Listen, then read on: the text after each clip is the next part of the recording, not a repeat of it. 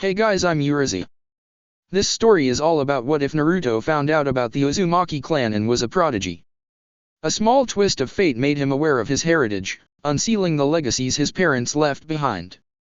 Graduating from the academy at age 7, he's well on his way. He found a kindred spirit in Uchiha Itachi, and his cousin Shisui's along for the ride. They're on the path to unsealing the legacy left by their ancestors, both the dark and the light. Before we proceed with the story, please like and subscribe to this channel if you liked the video, and don't forget to check the description for the other works of the author if you liked the story. Let's start. Chapter 7. Seventh Legacy, You're Our Pride. Now, Naruto, wipe your tears. The shinobi in front of you is going to leave with pride. He protected you till the very end. We should be proud of him. Uchiha Shisui to Uzumaki Naruto. Naruto didn't care about the hole in his hand or the resulting sharp pain, both were the farthest thing from his mind. He had been careless, and his friends had paid the price. He should have realized how odd it was for Aizen to knock Hinamori out by holding the back of her neck, or paid attention to the scruff of her neck when she was laying down. He did neither, and now Hinamori had nailed his hand to the wooden surface with her katana. The price he paid for his carelessness. Naruto ignored the pain as he pulled the katana out of his hand, spilling his blood all over the seal array. Hinamori paid him no mind as she strode to her master, who looked dead, but could he survive that? His breath hitched when he saw the seal array on the back of Hinamori's neck, a crudely made mind control seal. What the hell was Aizen thinking? One of the most obscure type of seals were the ones that dealt with the mind. Using that kind of seal recklessly would destroy someone's mind. His blood ran cold at the thought of the seal having been planted a long time ago. Hinamori had been with Aizen for years, her mind was probably. The sound of metal hitting wood alerted him to Itachi and Shisui pulling Aizen's weapons out of themselves. Faint smoke was coming off of both weapons from the fire jutsus used to destroy the seal arrays carved into them. A wise move, he decided. Naruto winced when he felt the wound on his hand closing rapidly. He'd never had a wound this deep before, so the experience of his muscle tissue being pulled and mended by Kurama's demonic chakra was foreign and slightly painful. Naruto-kun, Itachi's calm voice alerted him to the Umbu's presence by his side. Are you alright? The Jinchuriki nodded, watching from the corner of his eyes as all the Umbu retreated to the giant tree stump. It was a wise choice. They didn't want Aizen to attack them again with his lightning element.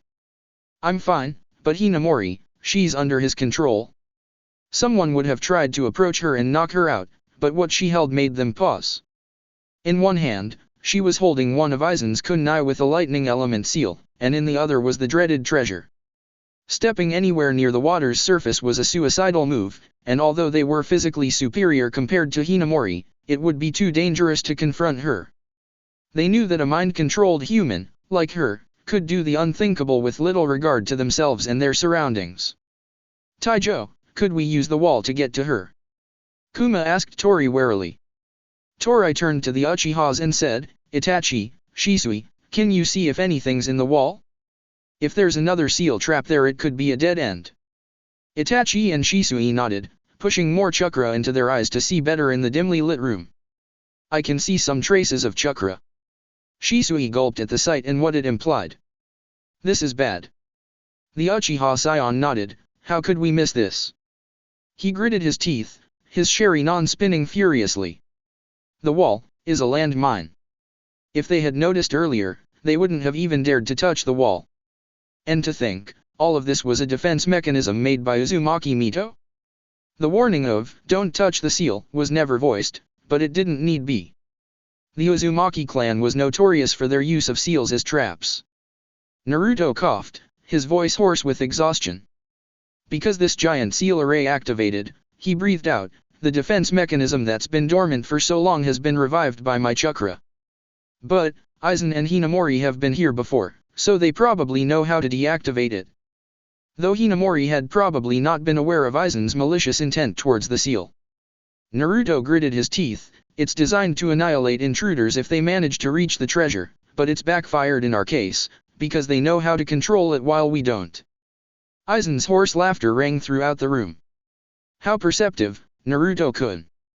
Ha ha ha, as expected of an Uzumaki. The younger seal master scowled. Aizen. Shisui snarled.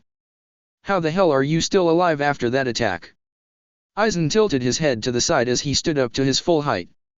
On his chest was an ugly burn scar, though it wasn't a life-threatening injury. It's a simple trick any seal master with mediocre knowledge of medical ninjutsu could achieve, he revealed. It ate more than half my chakra, though. Aren't you cocky? Torai drawled. Revealing your secrets is foolish. Though that can be easily rectified with this treasure, Aizen stated as glanced at Hinamori, who held the treasure close to her chest. Now, Hinamori, give me the treasure. Naruto tried to move, but Itachi stopped him. You, of all people, should know it's unwise to attack Aizen blindly, the Uchiha Scion muttered stoically. Don't. Naruto's eyes widened when he saw Hinamori force the purple orb into Aizen's burned chest. Is he crazy? He's trying to consume that foul chakra. I once knew a foolish pair of brothers who did the same, Kurama informed with a growl.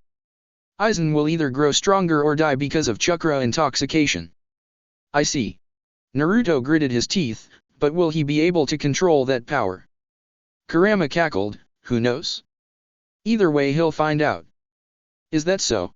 Naruto cut his mental conversation short, ignoring Kurama's indignant rambling about his ungrateful Jinchuriki. Whether or not what Kurama said was true, it was still just a prediction. Meanwhile, Aizen had become quiet as his eyes started to glow an eerie purple. He strolled leisurely in their direction with a smirk on his face. Naruto didn't like this sudden confidence Aizen had gained with stepping into the tree stump, the only trap-free area. After all, he was the one with a severe disadvantage as far as the number of allies went.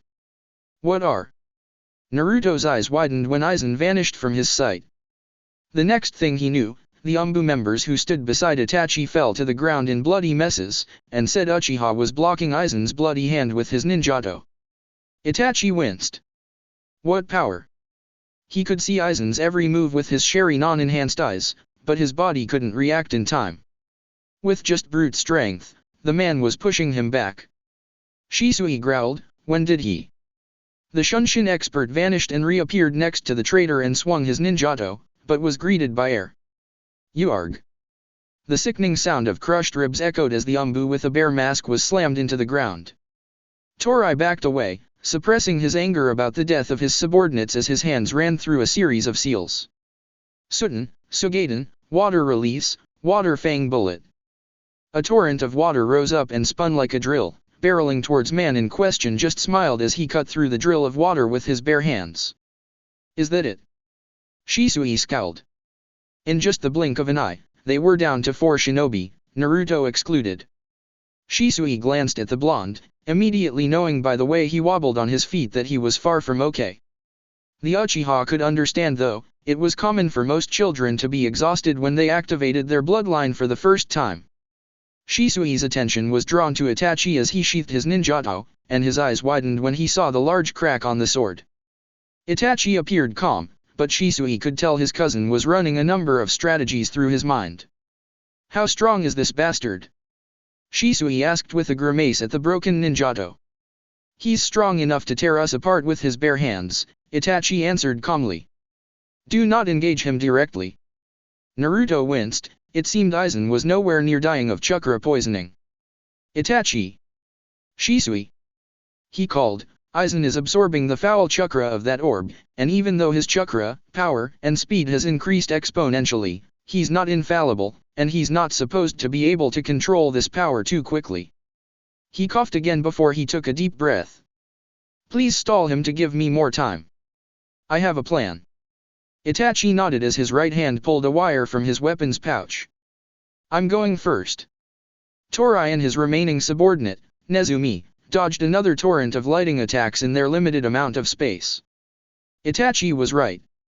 Save for the tree stump, the whole area was a landmine for them. Torai somersaulted and landed right on the edge of the wooden surface. From the corner of his eyes, he saw Itachi land in between him and Nezumi.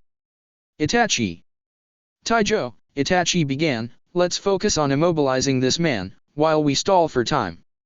We must try to keep him inside this giant seal array as long as we can. Nezumi turned to the Uchiha Prodigy. What do you mean? Torai ended the conversation with, "Talk later, he's coming." Naruto knelt on the wooden surface, his fingers tracing the center of the giant seal array. Shisui was beside him looking worried. Naruto ignored the weary state his mind and body were in as he tried to focus. His chakra pool was nearly empty, and he knew he didn't have enough to accomplish the required tasks. He could call out Kurama's energy, but what he needed was Uzumaki chakra, not Kurama's demonic one. It was frustrating being so useless and weak when he had a role to fulfill in this battle. Failure just wasn't an option. He had already lost 2 of the Umbu guards who'd protected him for years, and he wasn't going to lose any more of his friends. He drew his legs into lotus position, his fingers forming a ram seal. It would help to recover his chakra a bit faster. Naruto, the young seal master frowned. "Brace yourself," Shisui murmured, a grim expression painted on his face. "It seems a lady is joining our party." Naruto grimaced at the bun-haired girl who walked towards them, her katana glimmering in the dim light. "Hinamari-ne," he hissed. "Shisui, try to immobilize her, she has no sense of self-preservation as she is now." Which meant it was the same as fighting someone who was ready to die, and in Shisui's book, that was always a bad idea. If you engage with this kind recklessly, you would end up dying with them. Understood? As soon as the word left his mouth, Hinamori charged at Shisui, and though the Shunshin expert dodged the attack easily, he was displeased by the implications of the first attack. Naruto was right about the "no sense of self-preservation" part. This girl had charged at him with all her power when there were so many other openings. His Sharingan spun wildly as he tried to trap her in a genjutsu, but nothing happened. Maybe the seal blocked genjutsu attacks or something. Shisui dodged another sloppy attack. "Che," he grunted. From the way she attacked, Shisui could tell she wanted him to attack her, and he could only imagine how splendidly that would end, especially if the seal on her katana was the same as Aizen's. Lightning-natured chakra was second only to wind when it came to versatility, so touching a weapon with that kind of seal was a suicide. Fortunately for Shisui, he also had a trick on his weapon. "I have lightning chakra, too, Aju-chan." Shisui grinned as his weapon clashed with Hinamari's. The petite girl's face remained stoic as she exchanged blow after blow with Shisui, but it was obvious she wasn't faring well. Shisui could tell she was not used to using one katana, because she was a twin sword user. A person under mind control, like her, hadn't thought ahead, so she hadn't bothered to regain possession of the katana she'd used on Naruto earlier. The blonde boy silently watched Shisui and Hinamori from the corner of his eyes, and it seemed Shisui was doing well. He was still low on chakra, so he could only hope they could buy him more time. His blue eyes then glanced at the other battle that was not going well. At some point, some sort of wing made of ominous, purple chakra had erupted from Aizen's back, making him look decidedly less human. Some sort of strange, black pattern was spreading over his skin, and even a non-sensor could feel the unnatural chakra practically radiating from him. What the hell had that orb done to Aizen? It was a 3-against-1 battle, and though they were Umbu, they could barely hold their ground against him.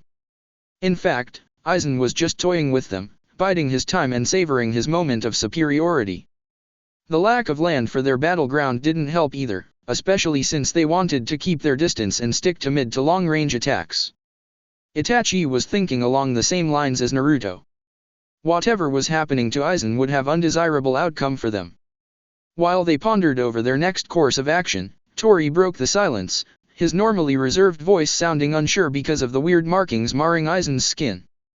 "You're one of that bastard's experiments," he growled out murderously. "Tori Taijo."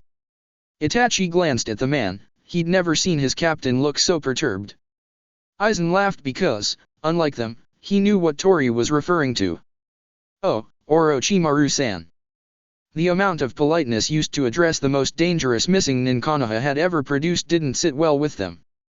"Do I look like someone who does his bidding?" he asked in a mocking tone, faking an indignant expression. "I'm not one of those fake dolls he created," Aizen muttered, and for a moment, the false, genial smile he always donned returned to his face.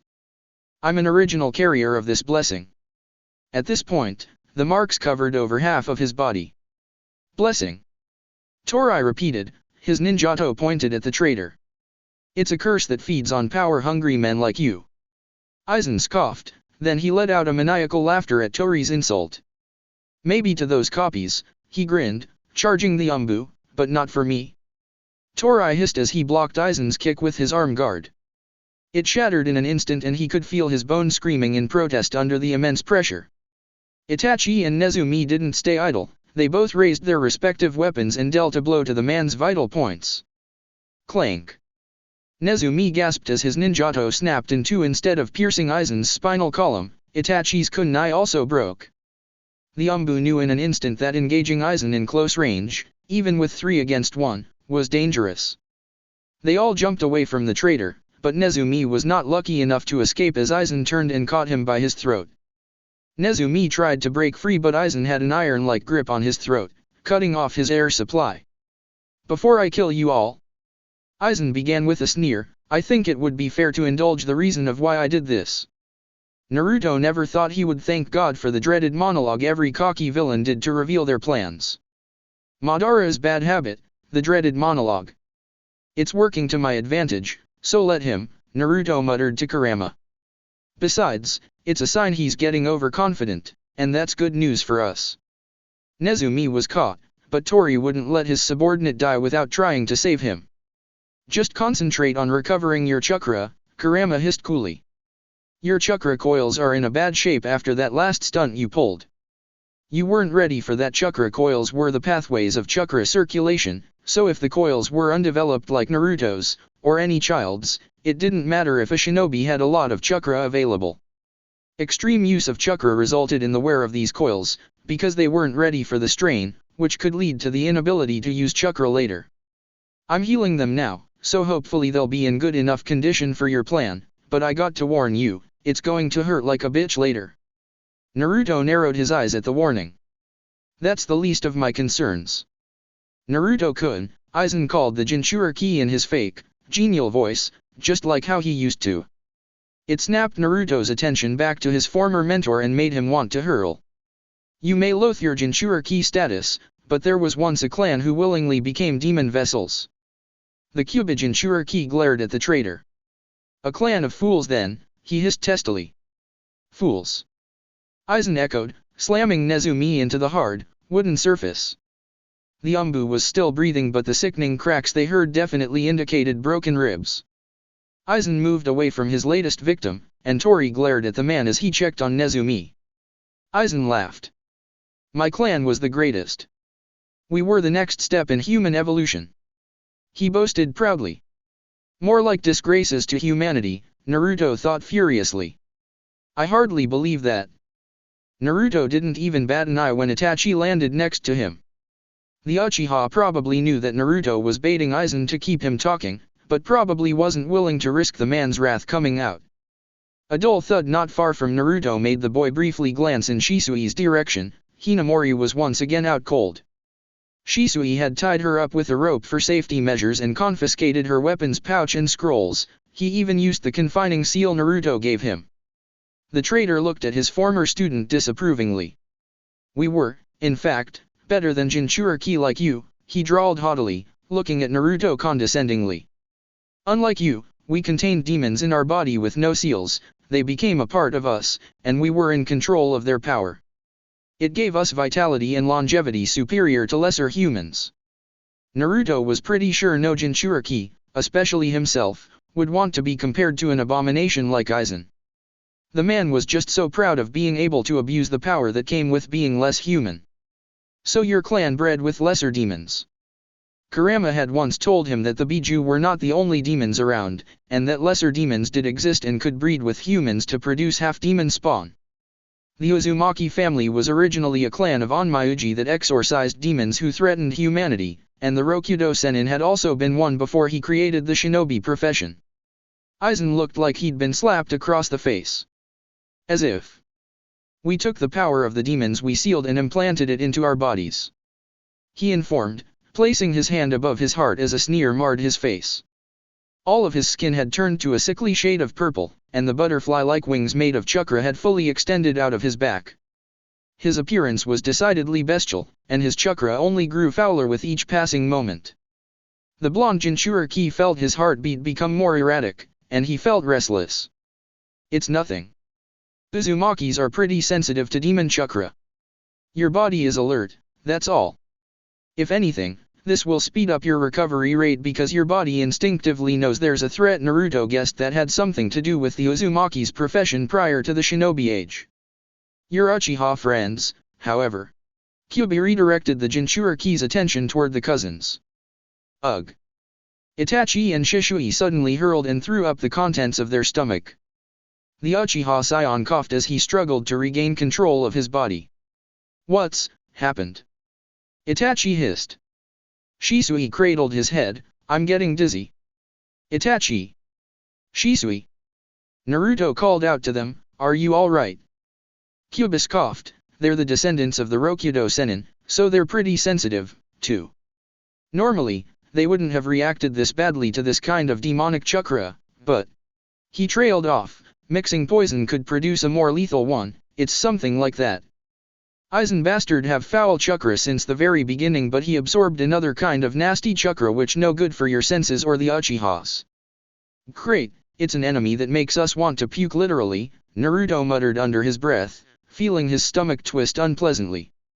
Just a bit more, please make it in time. Aizen looked unperturbed by their speculations of him and their reactions to his transformation. The sclera of his eyes turned black while the irises became yellow. He also gained a black stripe running from the middle of his forehead down to the bridge of his nose, and his skin's texture became tough and jagged like a rock. I can think clearly. He murmured, revealing his voice had become deeper and hoarse. I like it. Shisui and Itachi wiped their mouths, neither looking happy to be reduced to their current state. Itachi, Shisui. Naruto called their attention to him, don't worry about the sudden nausea, it'll wear off fast. He wheezed out. Don't think to fight him head on, just keep him distracted from me and stay alive. Got it. Shisui grinned then said to Itachi, ready. Itachi scoffed, whenever you are. They jumped away from Naruto and landed on the opposite side of Aizen. Their enemy looked unconcerned, taking his time to marvel about his new power. Katon, Kukakyu no Jutsu. Aizen batted away the incoming fireball with his bare hands, much to their ire. Shisui gritted his teeth when Aizen appeared in a flash, leaving the Shunshin expert barely any time to defend with his lightning-coated ninjato. Shisui knew if not for the coating on his ninjato, he would have met the same fate as Itachi's Umbu teammates. His eyes widened when a crack appeared on his ninjato from Aizen's force.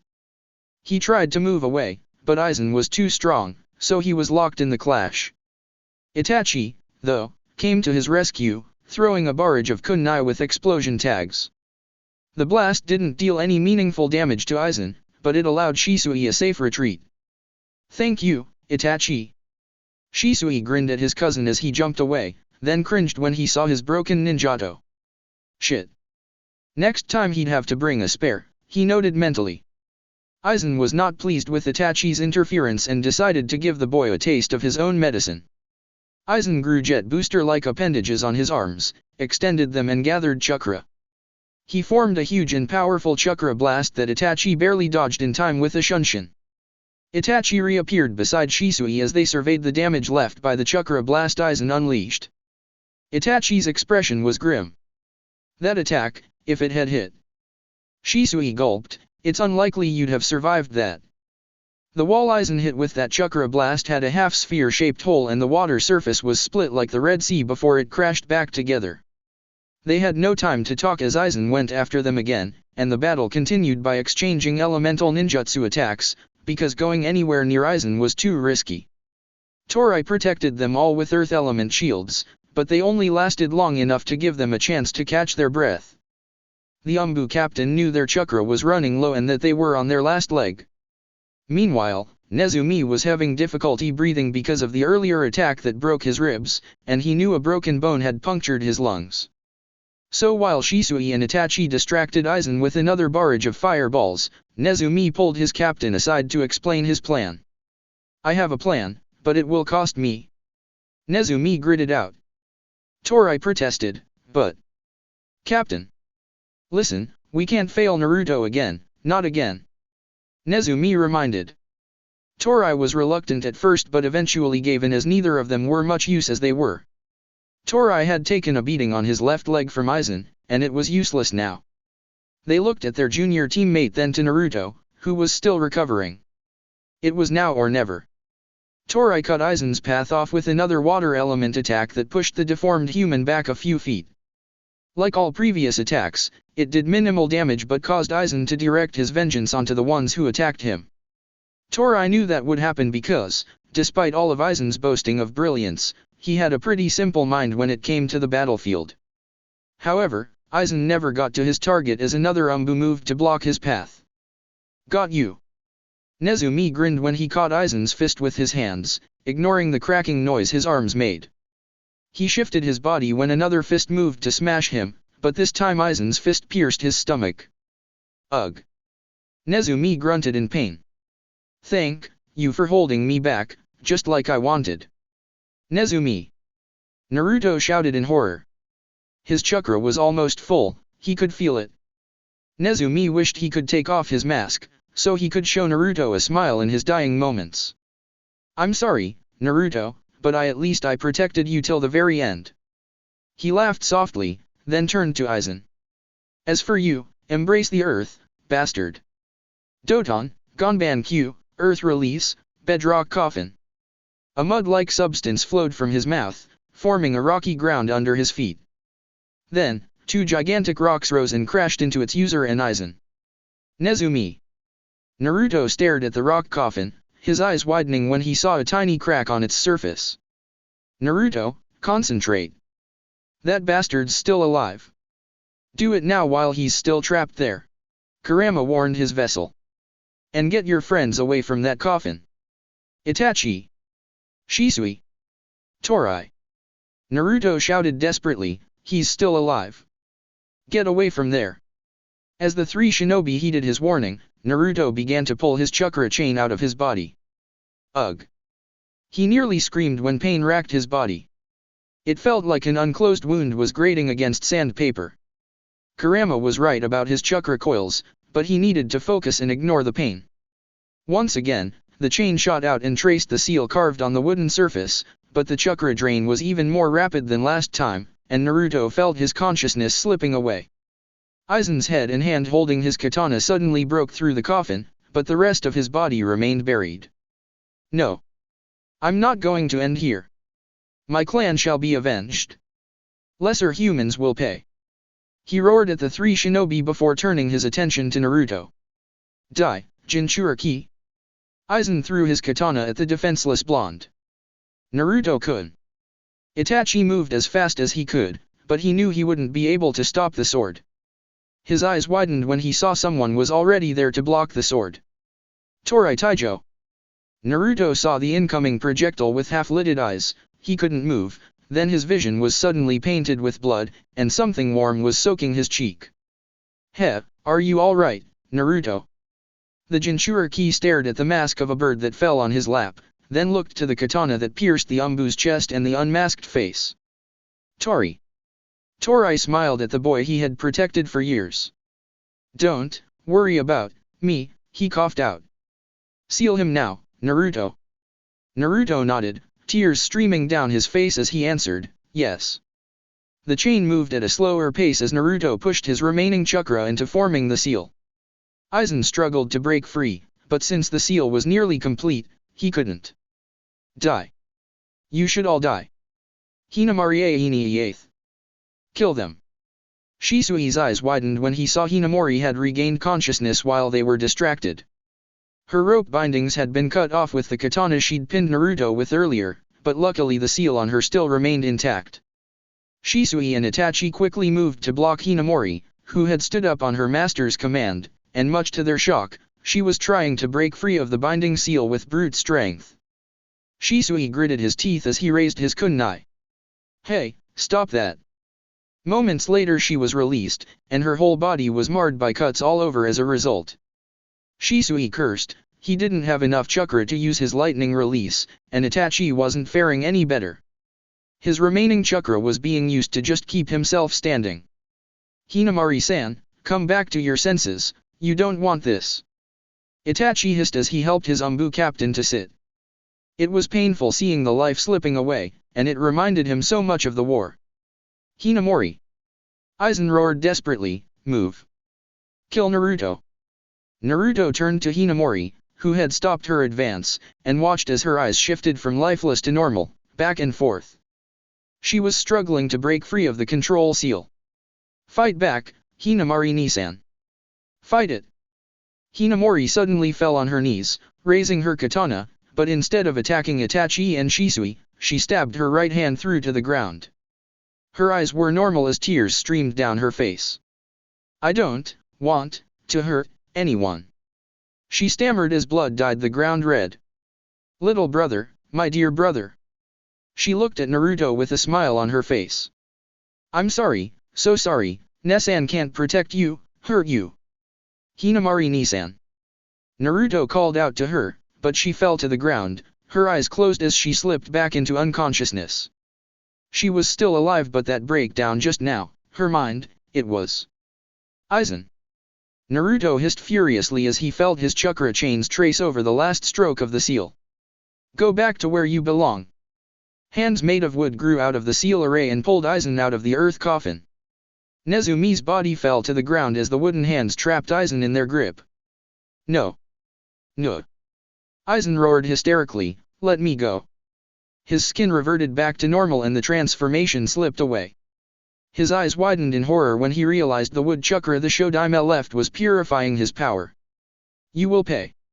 You will pay, Jinchuriki. One day, my clan will rise again. He roared as half of his body sunk into the wood. We're the chosen humans. We will rise again. Ha ha ha ha. Naruto shook his head. No, you won't. He hissed, I won't let you, ever. Naruto formed a ram seal, his breathing ragged as he shouted. Phew. And with that, Aizen was dragged down into the seal with not a trace left of him. A spell of silence hung in the air as they all stared at the smooth surface of wood where the traitor previously was. It's over, Shisui whispered. Itachi looked at Naruto then to his captain. Naruto-kun. Naruto turned his attention to Itachi, his expression grim as he looked at Tori. The captain's chakra was so weak, he was dying. Tori. Naruto stood up slowly, limping over to Itachi and Tori. The captain was laughing softly. His damp, brown hair was askew, and he was looking at Naruto with half-lidded green eyes. Heh. The katana was still embedded in his chest, and though his bleeding didn't show any signs of stopping, it had staved off death long enough to say goodbye. It wasn't much time, but he could say what he wanted at least. I'm so sorry. Naruto muttered, tears streaming down his face. Because of me? Tori grinned at Naruto as his hand rose to cup the boy's whiskered cheek. Don't cry, it's not your fault. My team and I chose to protect you with our lives, so as a shinobi and your protector we're content. Naruto sobbed and stammered, but, if only I was stronger, if only I was a better shinobi and Jinchuriki, you wouldn't. Tori shook his head. Naruto, not once did my team or I see our duty as protecting the Jinchuriki of Konoha, he muttered in a pained voice. We protected you, because, we love you. You love me? Naruto asked in a daze. It was not out of duty but genuine love? The captain nodded. We always have. If anything. I'm the one who should be asking for forgiveness, he coughed, his smile looking pained. That night, when you were born, my team was one of the squads assigned to protect your parents. We failed, even though we're the first line of defense, and before we knew it other team had been killed and Yondaime had to seal Kyubi. His team had survived since they were guarding the farthest area from the cave. They hadn't even known they were under attack until Kyubi appeared. Tori's eyes closed briefly as he recalled the other dead squads, the picture of tragedy from 8 years ago. Tori, what happened isn't your fault. Naruto stammered sadly. Tori shook his head, we couldn't protect the Yondaime and Kushinasama, not when we found him sealing the Kyubi into you, and not even as they spoke to you with their dying breaths, Tori said in a broken voice. You had your parents for a few miserable minutes, and then you were scorned by those you sacrificed your life for. We watched this and wished we could have eased your pain, but Naruto sobbed as he grasped the gentle hand on his cheek. I was happy though, because you were always there for me. I can't thank you and your team enough. Tori's dark green eyes widened, a small smile painted on his lips. Thank you. He muttered in a hushed whisper. Now, I understand your parents' feelings, at least a little. I wish I could protect you longer, but... His voice was hoarse as he glanced at the Uchihas. Itachi, this is my last order as your captain. Itachi nodded. Yes, I'll protect. Tori cut him off with, no, what I want you to do is to be Naruto's comrade, not a protector in the shadows like us. We were able to protect him from physical harm, but we could never protect his heart, he stated regretfully. We let those vengeful villagers to scorn him, and we could do nothing. I want you to be by his side as a comrade, you and your cousin, please. Yes. Torai Taijo, Itachi said in a hushed whisper. I promise. Shisui nodded, me too. He grinned as he dragged the dazed Naruto into his arms. Now, Naruto, wipe your tears, he said as he helped the boy to do so. He could hear his voice was shaking. The shinobi in front of you is going to leave with pride, he protected you till the very end. We should be proud of him. Torai grinned. That's right, so, Naruto, smile, he requested hoarsely. It's been a while since I saw your real smile. Naruto nodded, his lips curving up as he gave the Umbu his foxy grin. Like this. He nodded, yes, thank you, Naruto, for everything. He muttered as he closed his green eyes slowly and welcomed his death. He had no regrets. When he reunited with his teams, he would congratulate them for a job well done. They had protected Naruto until the very end. Then, he would see the Yondaime and Kushina-sama and tell them their boy had grown to be a hero. Naruto awoke to the irritatingly familiar smell of antiseptics. The smell came with being confined to the hospital, aka prison. However, this time it was not as bad as usual, because when he saw Takuza and his master, Hakure, sitting beside his bed and looking at him with identical expressions of worry. Hakure was the leader of the Shiamatsu clan and was as old as the Sandaime. He wore a white kimono with dark blue lining and a dark maroon scarf, and his white hair was styled in a high ponytail. He sat up with a dazed feeling. It took a few moments for him to register them asking about his condition, and tears began welling up as he recalled what happened in that underground chamber. It didn't take long to recover his bearings. He had to be coherent to demand the Shiamatsu pair tell him what happened afterwards. Naruto had apparently passed out yesterday because of severe chakra exhaustion. Itachi and Shisui had also suffered from chakra exhaustion and a couple of bruises and cuts. Overall, there was nothing to worry about with the Uchiha cousins as they only needed a few days of rest. Hakure promised he would bring him to visit the Uchihas, whose room was in a completely different wing of the hospital. Hakure was extremely careful in the wording of his report about how they were separated as precaution. Naruto couldn't help but growl at that, but he couldn't fault the logic. The Uchiha family was trying to stave off accusations of them trying to influence Naruto to their supposed cause, or whatever ludicrous ideas people had, which got pretty ridiculous in Naruto's opinion. Then, Hakure asked him if he was alright to hear more about his recently dead ex-mentor. Naruto assured them he had never trusted Aizen, had even noticed the man's power-hungry eyes on him since the very beginning. He was also pretty angry with Shiamatsu's, since they had been at odds with Aizen but had never explained the reason for the animosity. He had been led to believe it was a simple political struggle between the two. Hakure and Takuza apologized and would have bowed deeply if he had not stopped them. He just wanted them to be honest with him. After Hakure asked Takuza to guard the door from outside, he applied a privacy seal on the room.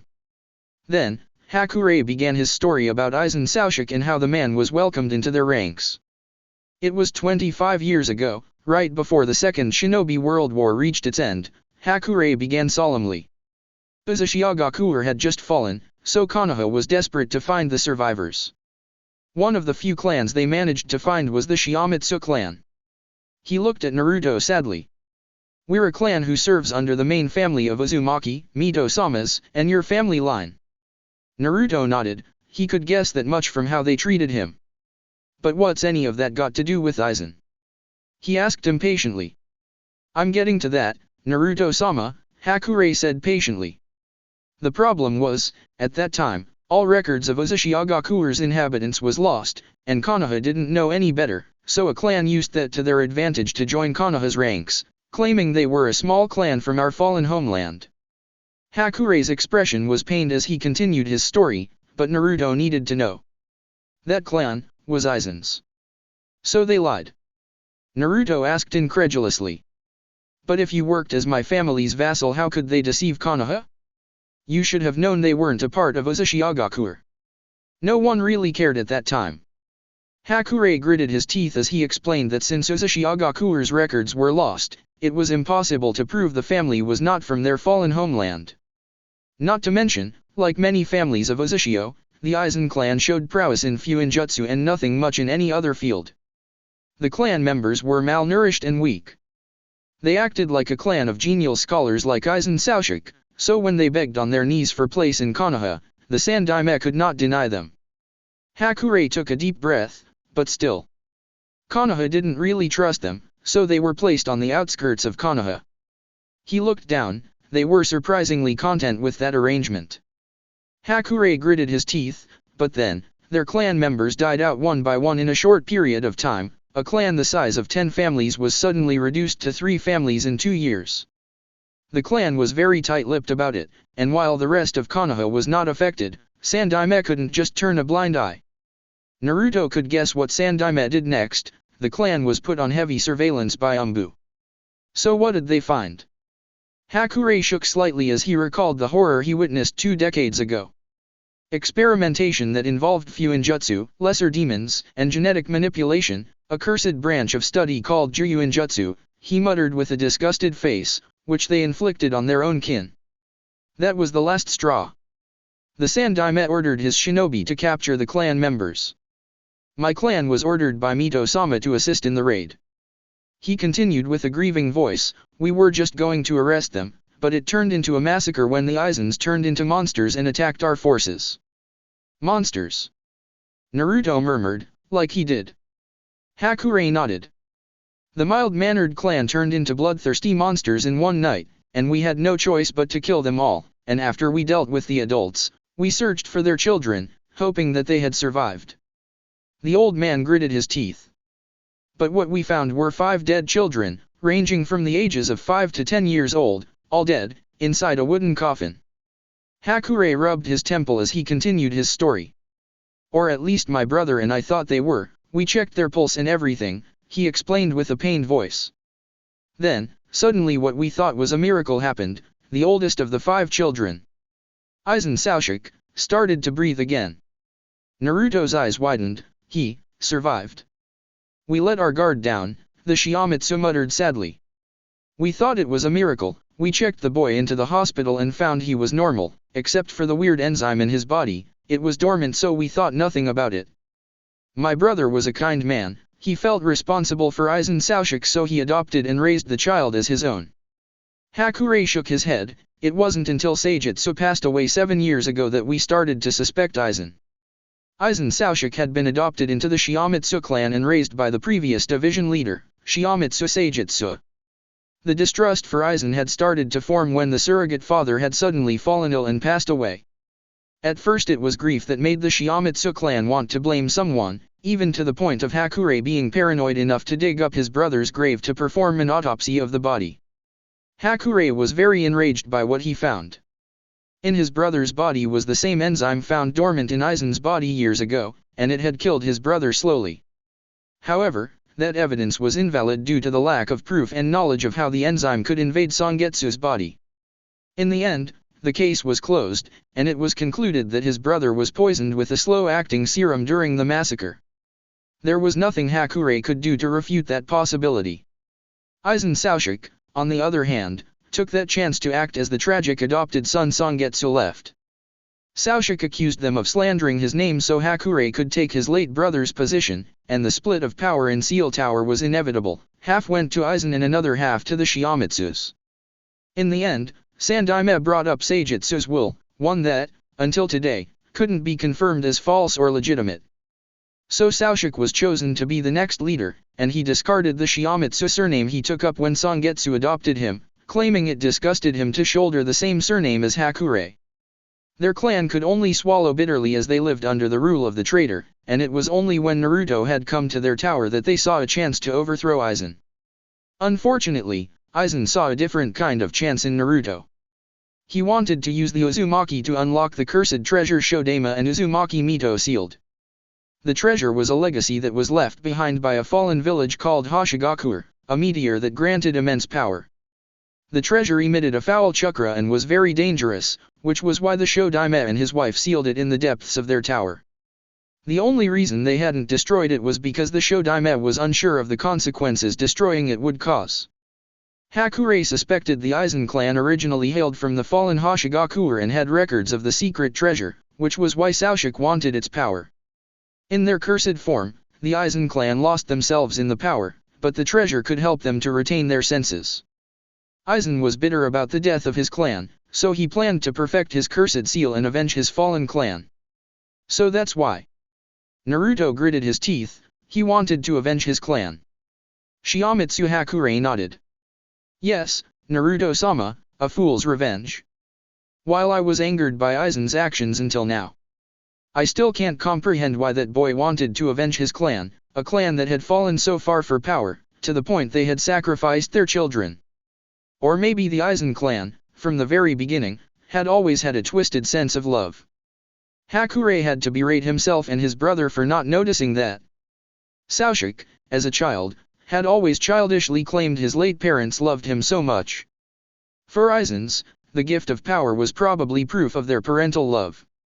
They were all broken humans, scorned for their tradition, and instead of fixing their error, they strived to fall deeper. Naruto shook his head. That man is dead. For some reason, he felt unease when he declared someone's death, his first kill. What about Hinamori? She has been with Aizen for so long. You examined the mind control seal on her right. Hakurei nodded. Is there any chance for her to recover? Hakurei stiffened at that. She's asleep now, but when she awoke for a few minutes yesterday, that poor girl, she asked where her little brother was.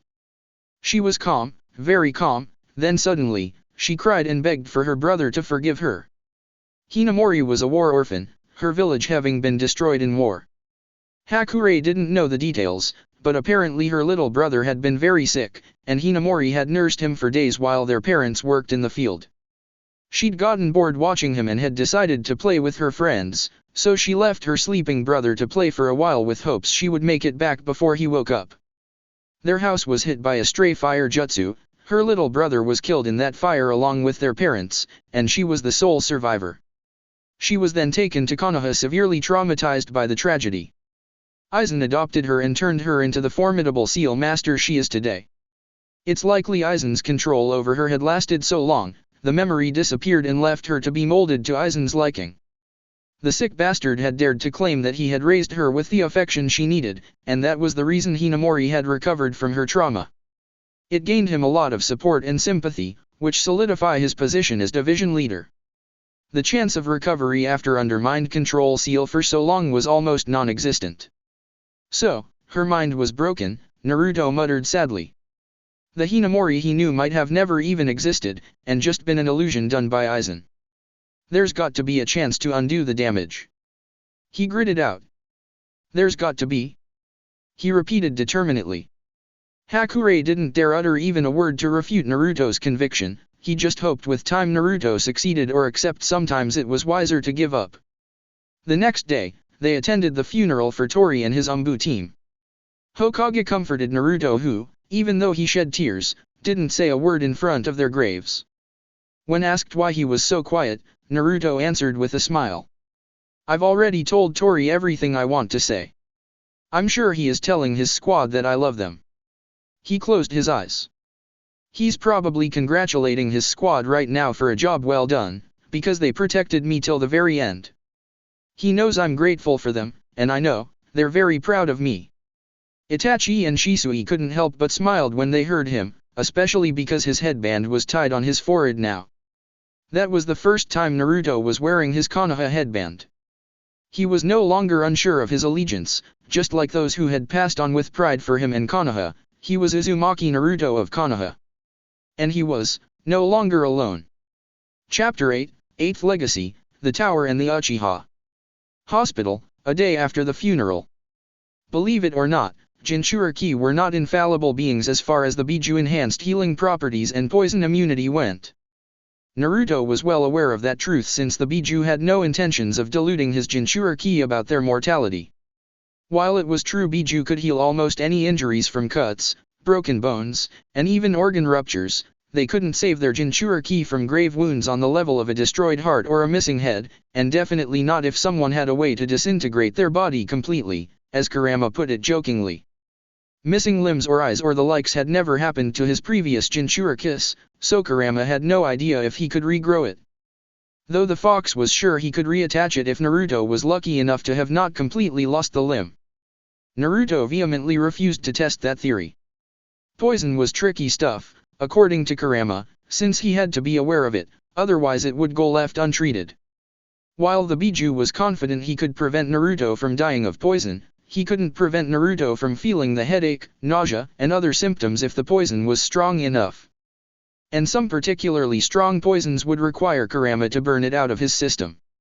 When Naruto had asked Kurama to test it using a mild poison, the cut had healed in record time, and the poison had evaporated from his wound, though he'd found the burning sensation to be very unpleasant. So Naruto had made it clear he disliked being poisoned, because burning it out of his system was a bitch. So when Naruto found out a unique tasting jelly was laced with poison, he was pretty pissed. He was sweaty from head to toe, and he looked like a cooked crab fresh from the pan. When Shisui and Itachi secretly visited him, they were pretty surprised to see an irate Naruto who looked like he had visited a sauna. Some fools poisoned the jelly, he muttered as he slammed a privacy seal tag Hakure had given him on the wall. By the time he had noticed the poison, a spoonful had already made it into his digestive system. It had been a mild poison, but because Kurama knew it would piss Naruto off, he had burned it out of his body. Next time be more vigilant. Kurama hissed in the back of his mind. I'm sorry. Naruto rolled his eyes. If he wanted to be that cautious, he'd have to revert back to his diet of Ichiraku ramen and wild plants.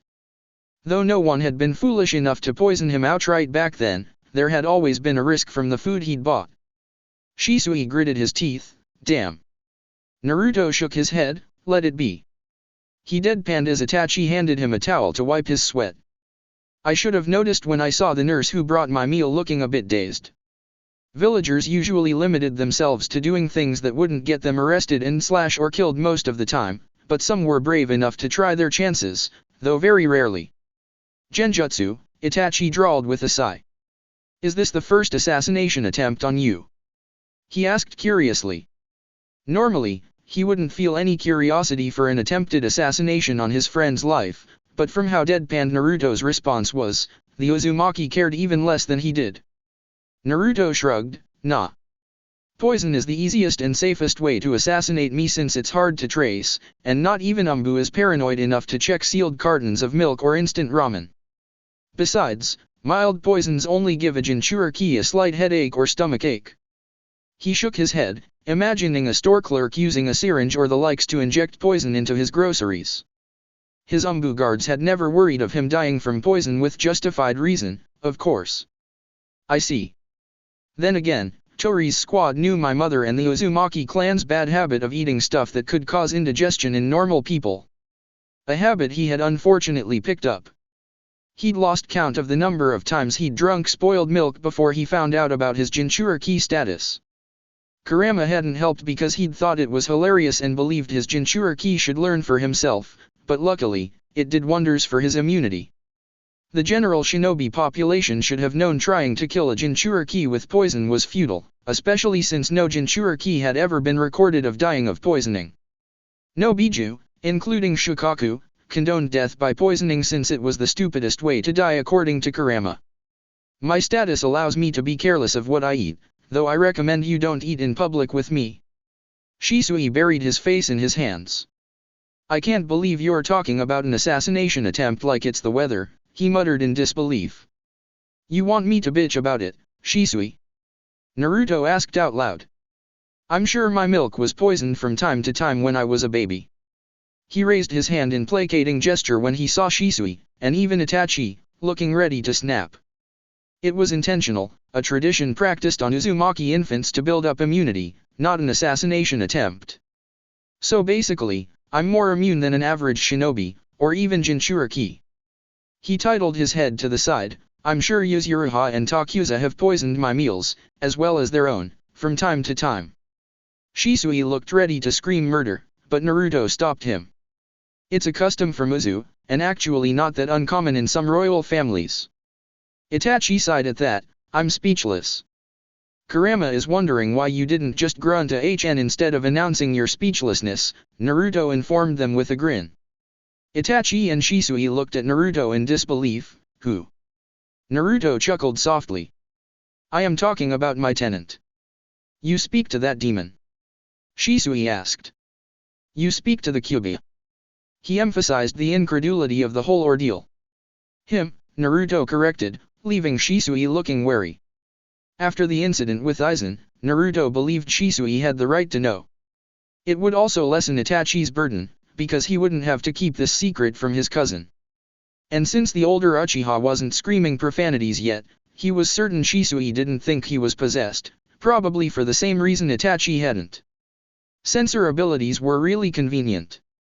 I gave you his name because I want you to acknowledge that, while Kurama is indeed a demon and not the epitome of goodness, he's not a mindless, evil entity bent on destroying the world either. He's also not a natural disaster like people in Konoha believe. He stated in a stern tone, giving the Uchiha no room to argue otherwise. I trust you, Shisui, he declared with conviction, startling the Uchiha. Do you trust me? He knew Shisui was a loyal shinobi like Itachi and how they both were pacifists because of the war they'd witnessed. Shisui's lips slowly curved up. You know what? I've always believed that, in spite of how ungrateful most of us are, you've always protected Konoha, he began in a solemn tone. I don't know if I can trust your tenant, but I do know your parents entrusted Konoha to you, and I've seen Tori's squad give their lives to protect you and he listed on, Itachi trusts you. He glanced at his shocked cousin, and had the situation not been so serious, he would have laughed at Itachi's face. I know my cousin, and he's a better judge of character than I am. I've seen you both put your lives on the line for each other at a moment's notice, but more than anything. He trailed off, I trust my friend, Uzumaki Naruto. Naruto blinked foolishly at that. You have a talent for rousing speeches. How unexpected, he muttered with a beaming grin. The Shunshin expert flushed a deep red. This is supposed to be when you cry crocodile tears because of how touched you are. Itachi sighed, rubbing his temple. Shisui. Nah. I'll pass the crying part, Naruto said dismissively. At any rate, Kurama doesn't trust you and Itachi, he warned them. The fox would forever distrust the Uchiha name, and though his Jinchuriki trusted the traitorous clan, he would always be vigilant. Shisui rolled his eyes. The feeling is mutual, he said nonchalantly. Are you buddies with him? Somewhat, Naruto said vaguely. The closest I dare to claim without him throwing a tantrum in the back of my mind is unwilling cellmates. It's hard to trust humans after decades of imprisonment, and in your case, you're related to someone he hates with the fire of 1,000 suns. No amount of suns are hot enough to convey my hatred, Kurama declared in mocking theatrics. Kurama. Naruto shook his head mentally. Madara. Shisui breathed out the name of a previous Uchiha clan leader. Itachi narrowed his eyes. Speaking of that man, there's something we have to tell you, Shisui. The Shunshin expert cringed when he saw Itachi's tranquil face, because he knew beneath that Itachi was truly angry. I have a feeling I won't like what you're about to say. You won't, Naruto confirmed. As you know, 8 years ago the Yondaime Hokage. Itachi told him the conversation he'd had with Naruto last year, and how he tried to convince Naruto of their clan's lack of involvement in the tragedy 8 years ago. The blonde added his point of view here and there, watching Shisui's frown with worry. It's unfortunate, but the Uchiha who was responsible for the Kyuubi's attack is not among us, and we have no clue where he is, Itachi finished. Shisui closed and then opened his eyes, revealing the 3 tomo of his Sharingan swirling in fury. I'll kill that bastard. He hissed murderously, turning to Itachi. Why the hell hasn't Konoha, or anyone in our own clan, ever tried to find this blood traitor. Because of him, we're treated like enemies by our own village. Itachi gritted his teeth, you know our clan. Even though we've denied our involvement, everyone is too ignorant and proud to acknowledge there's anyone out there with the Sharingan. That, there's the possibility of a blood traitor. Itachi rarely lost his temper, but when he did he had a good reason for it. I even sorted through our records, looking to see if there was any Uchiha bodies never retrieved or lost eyes. The Uchiha scion trailed off tiredly. Naruto, who had been informed by Itachi of the horrifying results, answered. Officially, the number of Uchiha bodies that were never retrieved from the battlefield is over 100. That was from the Second and Third War alone. But unofficially, it's unknown. What? Shisui shouted. Unknown. Shouldn't we keep a track record of that? Itachi shook his head, it's all because of the Third Shinobi War that went on for 10 years. Genin with undeveloped Sharingan could have awakened it but went missing before it could be recorded, bastard children that no one acknowledged. He listed the possibilities that caused the record to be inaccurate wearily. There are so many ways. Not to mention our main enemy in that war was Iwagakure. Naruto added with a sigh. A majority of our force that fell in that war had to be dug out, you know how Iwa dealt with their enemies. Shisui scowled at that statement. He had just started academy when the war ended, but his older brother had been one of fallen shinobi in the Third War, and even to today, the grave remained just a name without a body. And after the war, our forces had suffered so many casualties that we couldn't spare the manpower to retrieve their bodies. He repeated the reason his uncle had told him when he'd asked why they'd never received his brother's body. Letting his temper overrun him here would be pointless, especially if they wanted to accomplish something. He was a bit angry Itachi hadn't said anything before, but he could understand why Naruto wanted to keep it secret. Naruto already had enough on his plate, and to have Konoha's upper echelon hounding him more than they already had was going to crush him. It was truly ironic that, while the whole village was in blissful ignorance, a 14-year-old, a 12-year-old Green Umbu, and an 8-year-old Genin were the ones who were clued in and trying to do something for the good of their village. Then again, perhaps those upper-up folks did know but were doing nothing to defend the Uchiha clan or Naruto from the injustice. Should we tell someone from our clan? Shisui suggested. Itachi shook his head, you were screaming bloody murder the moment we told you, and so imagine what the rest of our clan would do, we'd be fanning the flames if we did. The upper echelons of Konoha are also out, Itachi stated sternly. Since they've done nothing to curb the rumor of our involvement, we can assume two possibilities, they don't know of the stray Uchiha's existence, or they really do suspect us. Or worse, Naruto added. Villagers would be more at ease knowing there's someone they could blame rather than unknown enemies in the dark they never knew of. As the saying goes, better the devil you know than the devil you don't. They could be allowing the Uchiha clan to be the convenient scapegoat to draw the attention of the villagers. Your clan is strong enough to the culprit, and they're part of the village so within jurisdiction. You all can't legally fight back, and the villagers have seen you ostracized. This is political warfare at its finest, a concrete reason to curb the Uchiha's political standing. He disliked thinking the worse of his grandfather figure and the village, but he of all people had no delusions of the Sandaime being a saint, nor of Konoha having no skeletons in their closet. It was no secret that the Sandaime's teacher, the Nadaime, had held a grudge against Madara and the Uchiha clan, so it was by no stretch of the imagination to conclude his dislike had been passed on to his students. Shisui gritted his teeth, screw politics. We have a bloody traitor out there who can control Biju, Madara himself or his second coming.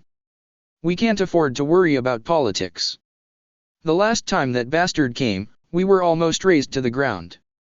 He pointed out testily. Itachi sighed, I don't think we can just screw politics as you put it, since our village is well on its way of cutting their own limbs if they keep this up. He muttered forlornly. Agreed, Naruto muttered in agreement. I'm not going to lie, but while my situation and the people of the tower's situation isn't as bad as the Uchiha clan's, we're in a pretty difficult position right now. Yeah, and Shukaku is a bit sandy. Kurama muttered sardonically. Or Matatabi is a bit fiery.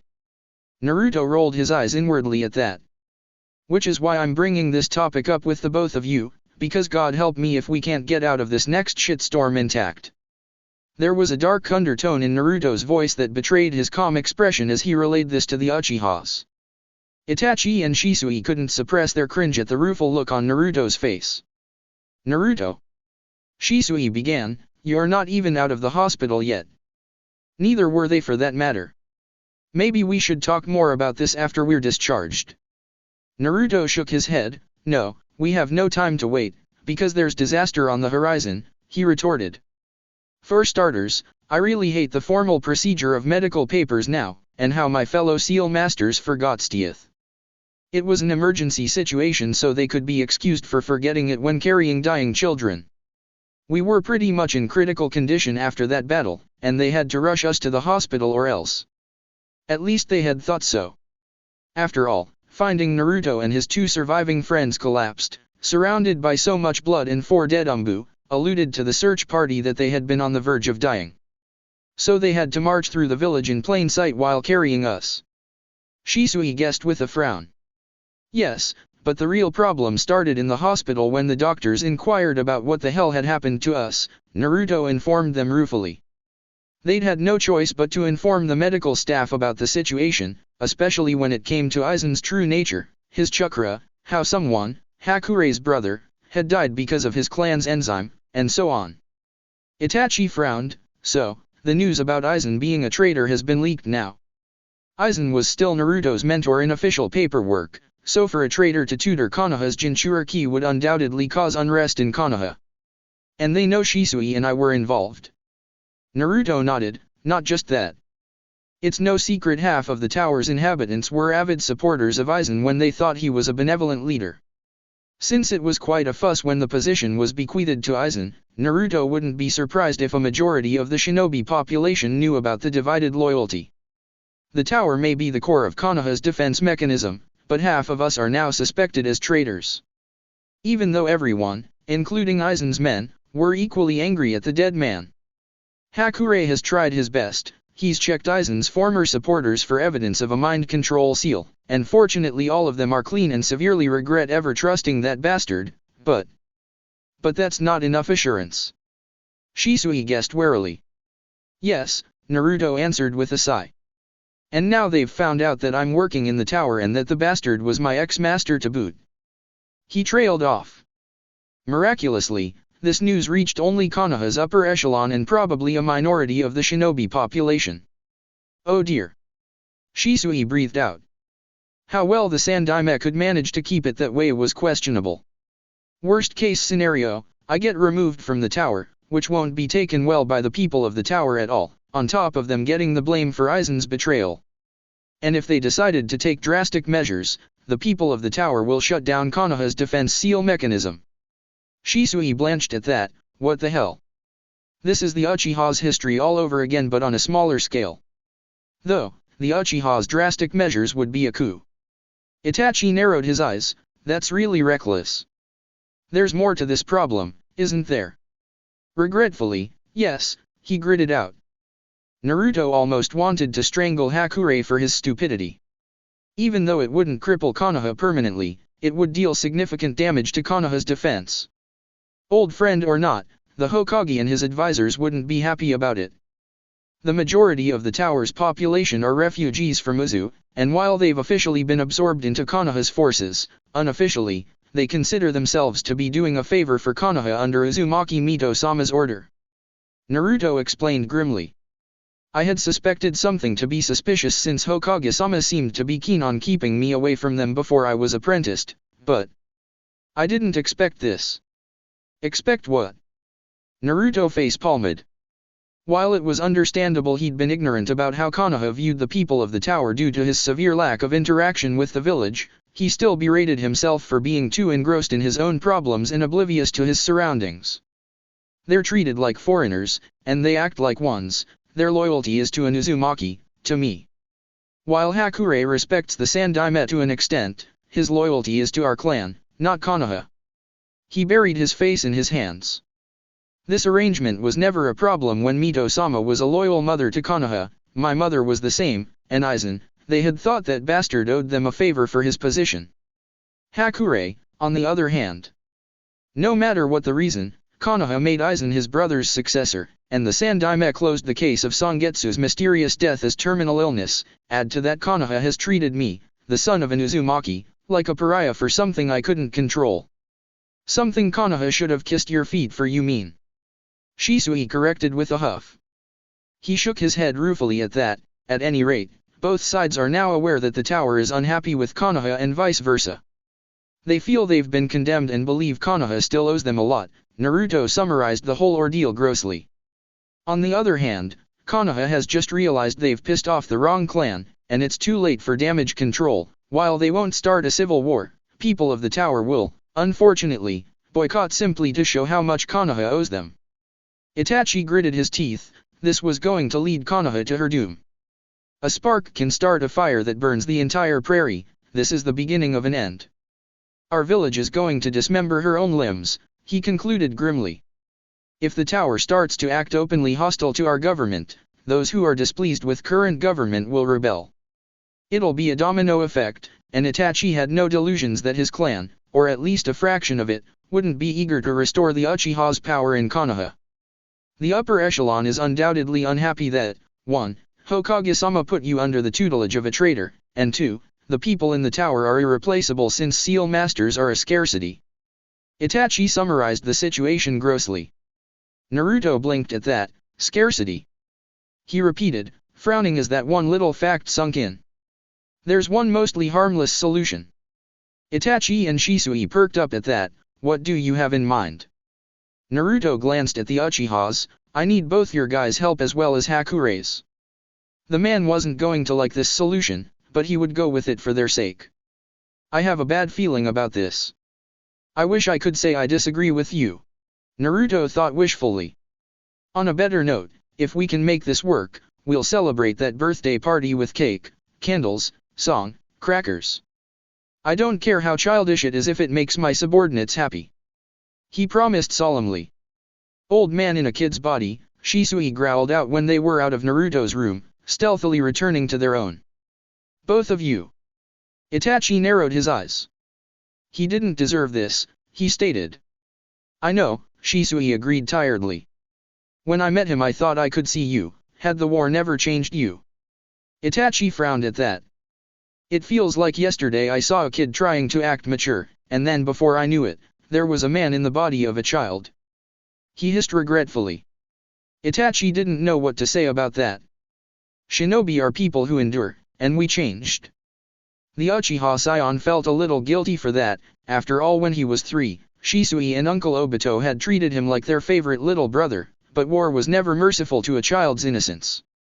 Obito had been killed on a mission, and Shisui had lost his older brother. Then Kyuubi had attacked their village.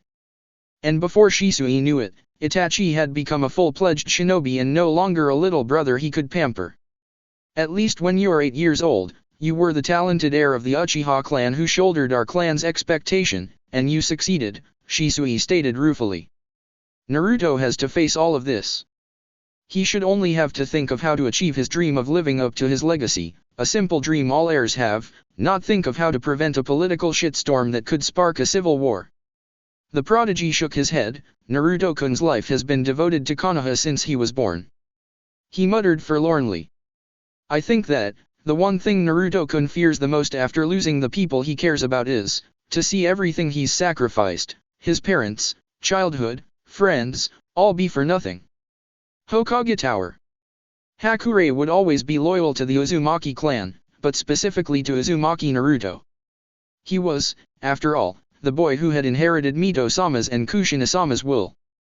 Things he'd always admired about them was their drive as seal masters and unmoving loyalty, though the latter was unfortunately against the boy's well-being. It took a saint mentality to survive the mental abuse this village had condemned the young Jinchuriki to. Unlike the ignorant villagers of other hidden villages, Uzushiagaku hailed a Jinchuriki as a hero. Contrary to what was widely believed in the shinobi world, Mito-sama wasn't the first Uzumaki Jinchuriki of a demon, Biju, or otherwise. Some demons were strong enough to require a human vessel in order to seal them, and those who volunteered to be a sacrifice for the ritual were seen as a hero of Uzushiagaku. He could never comprehend the foolishness of those who condemned a Jinchuriki to a life of isolation. It was like stepping on a landmine repeatedly. But for his young master's sake, Hakurei would honor Mito-sama's wish to protect Konoha like they would his Uchiha. He, however, would make it clear that Konoha owed Naruto-sama more than they already did. Naruto sometimes wished he could lead a normal life, well, as normal as a shinobi's life could be. Though that wish had been rendered impossible since the very first hour of his life, because he was made into a Jinchuriki. The Sandaime had definitely tried, but the old Kage had failed spectacularly by informing the general populace of his situation. There was no point crying over spilled milk that had become sour, he just hoped he could make this plan work. So why did you unseal the treasure, knowing there was a possibility that you could have been unleashing a terrible being? Homura, the former teammate of Sandaime, asked. Genin Uzumaki.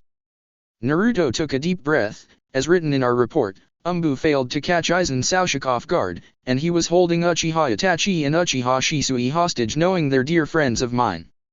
He would have added Hinamori, but someone who had been under the control of Aizen would be an unfavorable mention. I'm a proficient seal master but also a mere inexperienced genin-level shinobi. Admit your shortcomings, but don't let them deny your expertise. Had I foolishly denied Aizen, he would have resorted to more desperate measures, and even I could see that man was not in his right mind, he stated firmly, knowing no one could refute Aizen's unstable mind. I see.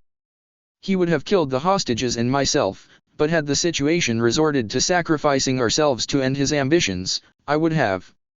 He lied smoothly, ignoring the rueful look on the Sandaime's face. He wouldn't have really sacrificed Itachi, Shisui, and his Umbu guards, and he had said as much, but these people didn't need to know that. If they slept better at night believing they knew how fiercely loyal Konoha's Jinchuriki was, it would curry their favor to him. Aizen could have tried to power the seal with his malicious chakra, and if we were lucky, it wouldn't have affected the seal at all, but considering the nature of the seal was that of the Shodaime's Mokuton chakra. It could have caused an overcharge of the seal because of the corrosive nature of Aizen's chakra. The seal would have spontaneously komusted, and the damage on the tower would have been inevitable. He let the implication sink in of how disastrous it would have been had Konoha lost the tower. I chose to take another risk. I unsealed the treasure for him and attacked him when he was distracted. And it worked, no one could deny that. I was careless. Admit your shortcomings, don't deny it or it could be used against you. Hinamari-san was used as a puppet of Aizen, one that remained active even when I inflicted significant damage on him. A legitimate reason to fail that even Umbu had missed. Koharu squinted her eyes at the young seal master, but he showed nothing that betrayed their image of him, a prodigy tempered with discipline and completely devoted to the Hokage to repay the privilege that had been granted generously to him. No longer was he the boisterous child he had been. Very well. I can see your choice as the wiser one with minimal damage. The Umbu squad would have survived had they been more skilled. Naruto suppressed the urge to clench his fist and gave the councilwoman a rueful smile. And Urasa led the treasure along with that traitor. He nodded solemnly, yes. Hakurei Shishao has examined the seal himself, and we'll do everything in our power to double the security of the forbidden treasure. And maybe we'll find a way to safely destroy it soon. Homura cleared his throat. That's assuring, he muttered skeptically, but this report of yours. The man tapped his finger against the manila folder Naruto submitted a day before. It implied you commanded a squad of Umbu, the very same squad Uchiha Itachi was scheduled to join in a few weeks, and Uchiha Shisui against Aizen. Naruto frowned at that. It's true that it was me who relayed the plan to Itachi-senpai, but it was Nezumi's sacrifice and Tori's protection of me that allowed me to finish the seal. He muttered ruefully. That required your special chakra. Sarutobi finished in stern tone. At any rate, we should congratulate your coming of age, according to Uzumaki tradition. Congratulations, Naruto-kun, you've lived up to their legacy. He bowed in respect toward the old Kage. Thank you for your kind words, Hokage-sama. Hakurei nodded approvingly, his young master had done well. He watched as the Hokage and his two advisors exchanged looks of approval, and though the Hokage looked a bit reluctant, there was no ignoring Naruto-sama's potential. He cleared his throat. It will soon be 2 years since the beginning of Naruto-kun's formal training as a seal master, and he has surpassed our expectations and completed his basic and intermediate seal levels with flying colors, he informed them proudly. So it is with pride I declare his apprenticeship fully completed. He ignored the displeasure on Sarutobi's face. His old friend must have thought he was putting too much of a burden on his young master.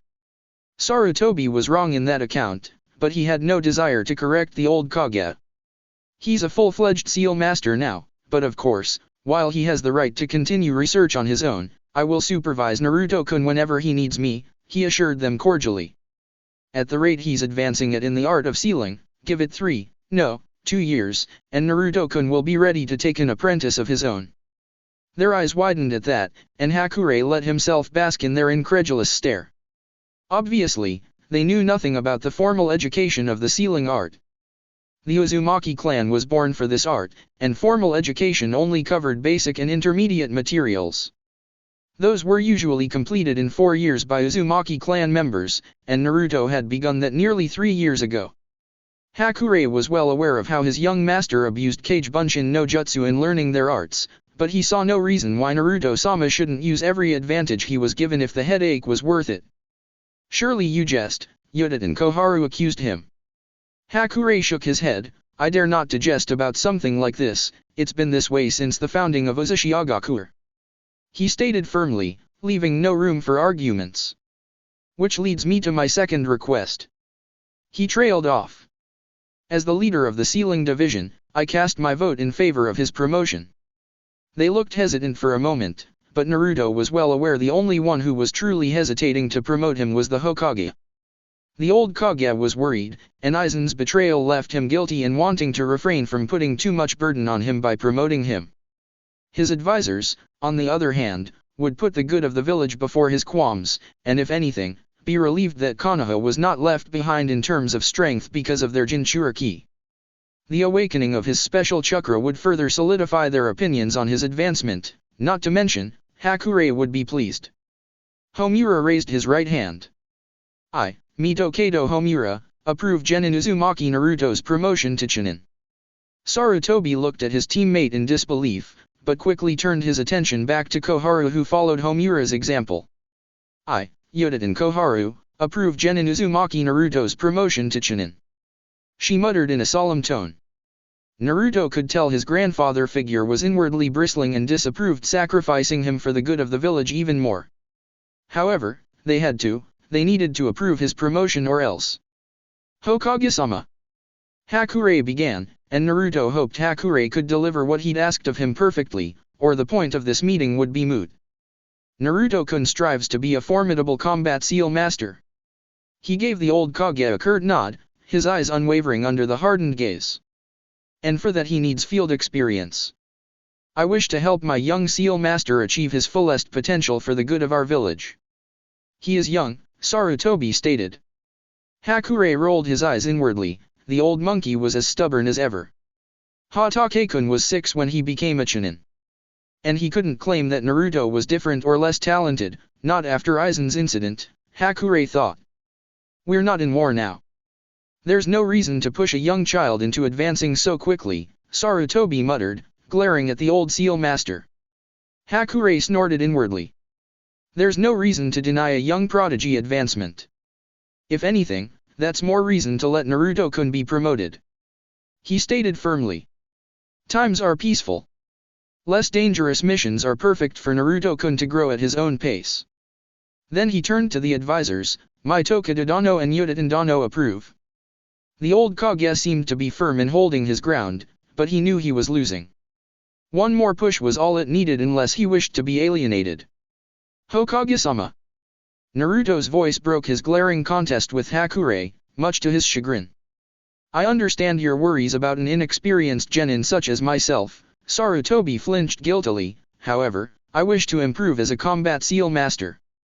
I realize my folly of staying in the tower, severely neglecting my in-field experience as a combatant. He clenched his fist. I'll not refuse placement on any team of your choosing, Hokage-sama. Konoha needs capable seal masters, and I wish to fill that role. For all the lies and suffering the old Kage had caused, Naruto knew that Sarutobi loved him. It was unfair to use that feeling, but life never was, especially a shinobi's. Very well. Sarutobi closed his eyes. Sarutobi Hiruzen, Sandaime Hokage, approve of Genin Uzumaki's promotion to Chunin rank. May your will of fire burn fiercely for Konoha. Naruto bowed deeply in respect. Thank you, Hokage-sama. My Tokada-sama, Yodatan-sama. I thank you for giving me this opportunity, and I vow to devote myself to Konoha and the will of fire, he vowed solemnly. He opened his eyes slowly, gazing at Hakure and the old Kage. With this he was one step closer to achieving his purpose, and he clenched his fist in anticipation. Thank you, Hokage-sama, Hakure muttered, you have our gratitude for this. He trailed off. In light of Naruto-kun's promotion as a Chunin and full-pledged seal master, I would like to extend an offer to the village as a whole to learn sealing arts. Anyone you recommend is welcome into our tower.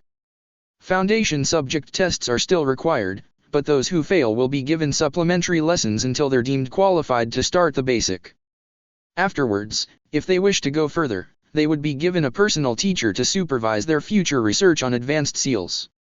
Those we deemed qualified would be offered apprenticeship right away. Their eyes widened in disbelief. Did the proud Shiamatsu Hakure just give Konoha what they'd been asking for since Mito's passing, on a silver platter? That's wonderful news. Surprisingly, Koharu was the first to regain her voice. It felt like just yesterday when Jiraiya had been kicked out of the tower as soon as he'd mastered the basic of the sealing art, which was the most the people of the tower allowed an outsider to learn from them. And to get even that much, they had to test his knowledge on the foundation subjects of Fuinjutsu and get a recommendation letter from a member of the tower. Even those who managed to pass the required qualifications weren't guaranteed to pass the formal education. The clans in the tower were willing to share foundation knowledge, but anything beyond that was guarded jealously. Minato had been a special case. Not everyone was a talented prodigy and lover of Uzumaki Kushina. Not to mention Minato's father was a close friend of Hakure and Sangetsu. As Jiraiya said, his blonde student was a lucky bastard when it comes to sealing art. Hakure suppressed his urge to grin. While it pained him to share the centuries of knowledge Uzushigakuer had achieved with blood, sweat, and tears, he knew the result would be worth it. This was just the start. His young master wouldn't do anything halfway. Konoha would be forced, kicking and screaming, into acknowledging their ignorance and where they truly belong. Beneath his young master's feet. Naruto rolled his eyes inwardly at the slight twitch of Hakure's hand. The old man must be thinking something about putting Konoha in their place again. It seemed it would take a while to make the people of the tower view Konohagakuer as their home. But for now, whatever ploy Hakure thought he was cooking up for the sake of his people, it would serve to better the cause. And another proposal we would like to offer. Hakure began grandly, undoubtedly having no intentions of letting the three veterans recover from their short episode of stupor. Courtesy of Naruto-kun and Uchiha Dano. Naruto didn't miss the slight twitch of Koharu's and Homura's eyes when they heard about the Uchiha's involvement, especially since it reeked of ostracized clans should stick with each other, political strategy. Itachi had informed Naruto that his father was quite floored by the proposal, but the Uchiha clan was grasping straws trying to maintain their noble status nowadays, so the prospect was too good to pass up. Naruto himself had written the proposal to Fugaku, though the stamp was Hakure's. His retainer was unhappy to involve the Uchihas, but he couldn't deny they owed Itachi and Shisui nor that it would benefit both the tower and the Uchiha clan. Naruto was also glad that the three students of the Nidaime always tried to hide their prejudice against Uchiha clan. After all, they had to show a united front regardless of the bad blood with the Uchihas. They couldn't reject the proposal without legitimate reason. Sarutobi, to his credit, managed to find his voice before his old teammates did. What is it that you would like to propose, Hakure Dano? Hakure didn't bother to conceal his smile as he placed a bundle of papers on their desk, a pile for each of them. Much to our chagrin, we haven't really updated our security seals for a long time, due to many unfavorable factors. He cleared his throat. That was one way to describe status quo between the tower and Konoha's government. While we have a borderline perfect barrier to detect enemies, we have a very standard and unconventional method when it comes to intruders. Thus, I propose a surveillance system that would incorporate Konoha's military police force. Why the Uchiha's military police force? Koharu blurted out before she could stop herself. She tried to hide her slip-up, but to be honest, her teammates were thinking the same. Naruto suppressed the urge to snort. He had a feeling his grandfather figure was going to ask them to wait so he could consider the proposal. Well, too bad they wouldn't get that chance. This surveillance system is to monitor our civilian population, and it's within the police force's jurisdiction, is it not? Naruto pointed out with a genial smile that eerily reminded the old Kage of Minato when his successor was scheming. They know what goes on within the village better than most, so for this proposed system to work, we need their cooperation, he drawled, blue eyes showing nothing but enthusiasm. And Chunin Itachi has spoken with Uchiha Dano regarding this system, so we have a blueprint of the mechanism ready to be installed in our village, Naruto informed them formally. Homura narrowed his eyes at the young blonde. Without discussing it with us first. Hakure raised an eyebrow at the veteran. We're doing that now, Homura Dano, developing a proposal is strictly within our jurisdiction.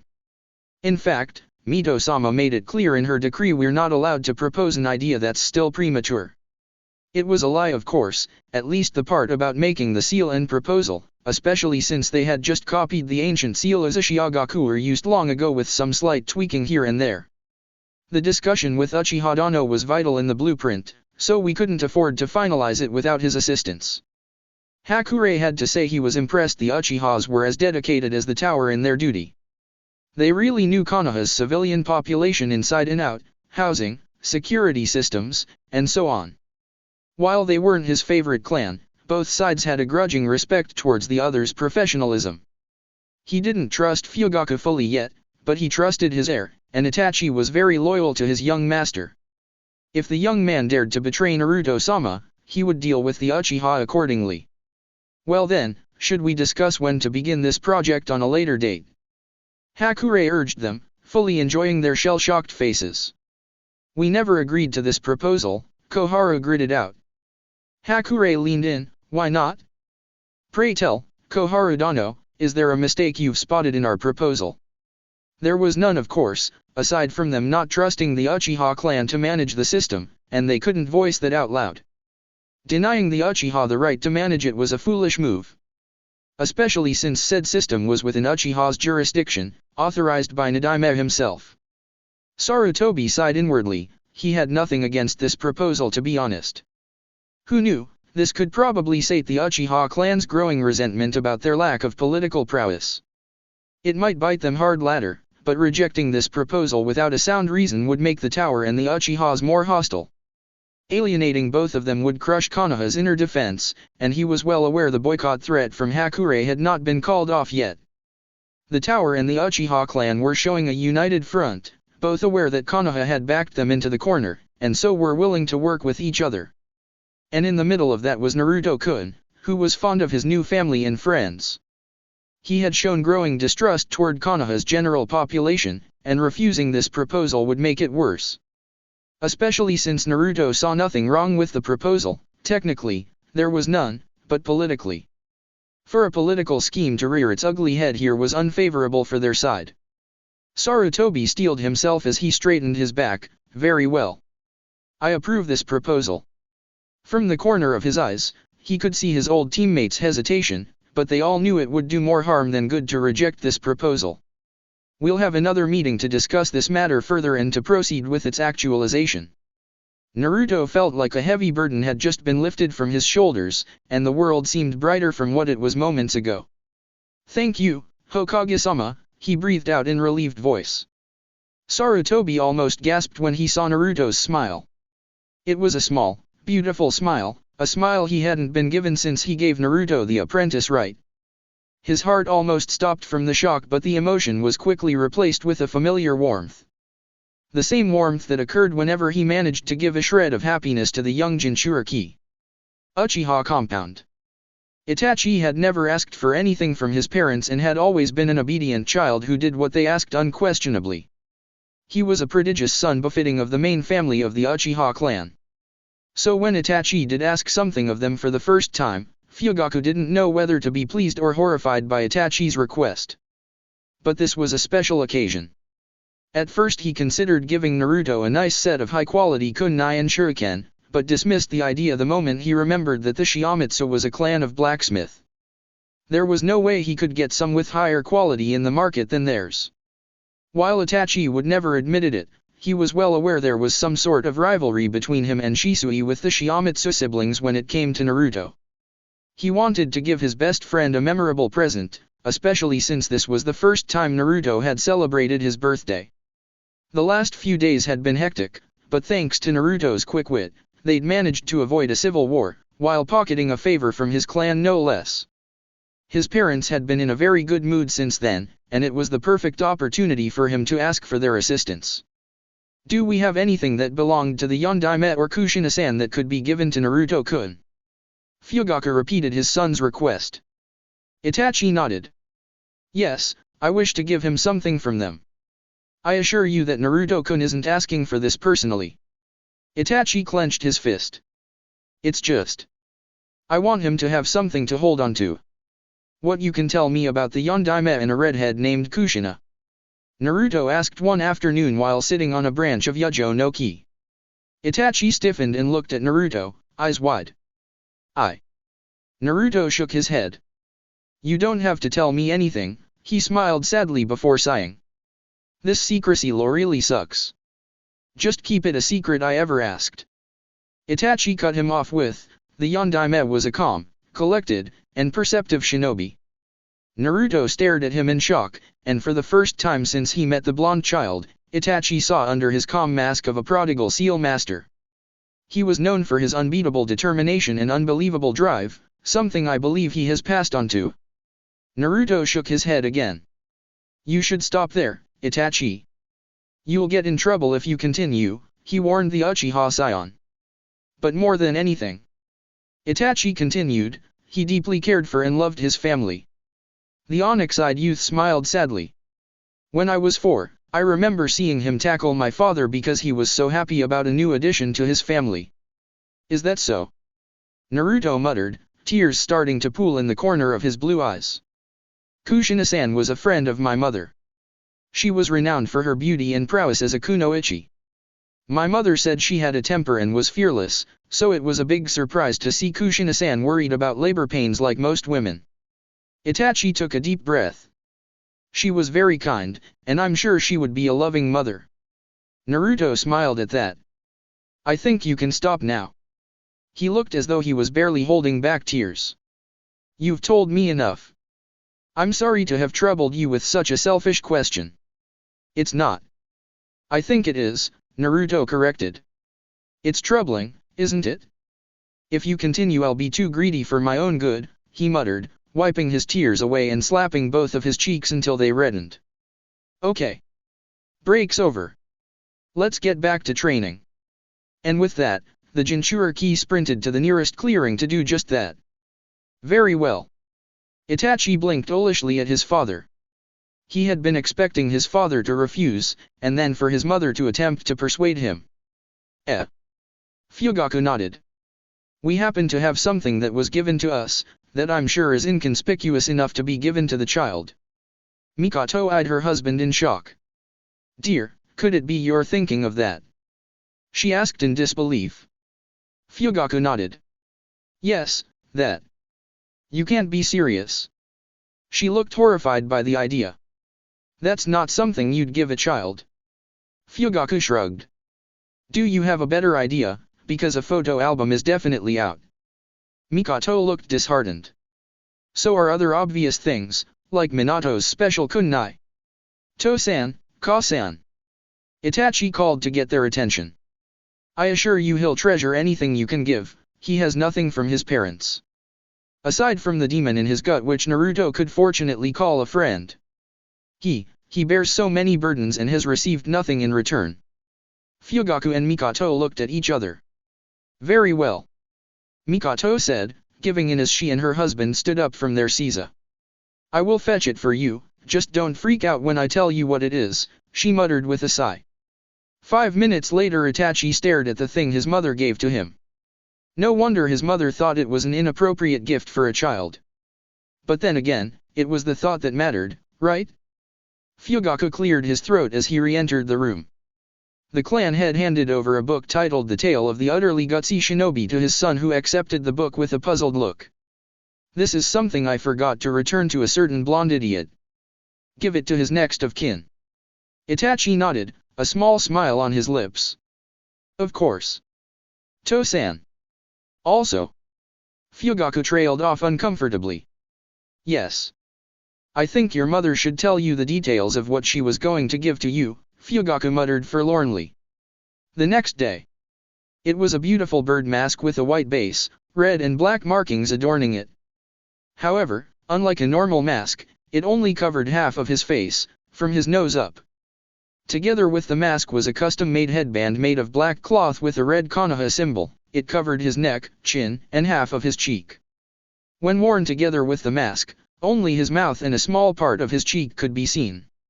When he received the gift his late Umbu guards had entrusted to Shion, Naruto hadn't expected a mask or the headband at all. The Sandaime Hokage's eyes widened when he saw Naruto putting the mask on, and Naruto didn't miss the grief on the aged Kage's face. The blonde narrowed his eyes beneath his mask. It either belonged to his parents or was a replica Tori and his squad made. Naruto took off the porcelain mask, inspecting the back part, and noted there was a small hinge on both sides and the bottom part slid down, and the mask turned to be a full cover one. He inspected the pattern next. There was a black triangle with red lining from the bridge of the nose to the temple, while its beak was red. What bird is this? Naruto asked curiously. Wagtail, Sarutobi answered with a sad smile. Sekirei, in folklore or Ainu. It's said that they were sent by Kamui to create habitable land in the watery world. A small bird capable of great things. The blonde couldn't help but smiled at that. Oh. I see. Was that what Tori and his squad thought of him? Itachi frowned at that, recalling an old memory from when he was 4 years old. His mother and Uzumaki Kushina had been talking about names they were planning for their unborn sons. It was so long ago, but he remembered because his mother, or was it Kushina Bazin, had talked about Wagtail being her old Umbu mask, and how she was considering naming her child Sekirei if she had a daughter. Aren't they the sacred birds of the two divine gods Izanagi and Izanami, goddess of creation and death, for it was through them that these divinities first learned the art of love.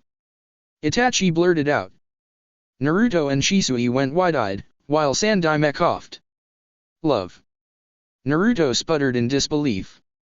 Art of love. Well. Itachi looked very uncomfortable. Someone once told me wagtails are the birds that taught love to humanity. Kushina had sounded very proud when she told that to his mother, and his mother had gushed at that.